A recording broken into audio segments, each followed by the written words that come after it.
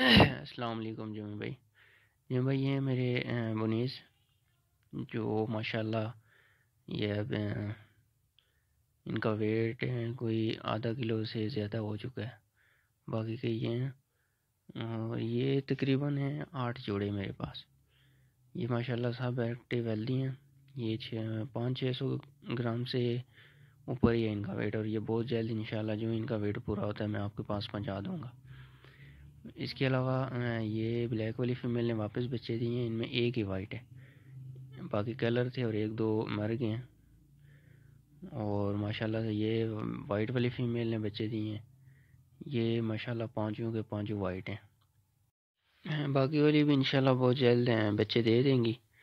और ये माशाल्लाह मेरी जो भी ब्रीड है ये जमी भाई के पास से मैंने ब्रीड लाई है सारी सारी की सारी। और ये मेरा छोटा सा सेटअप है।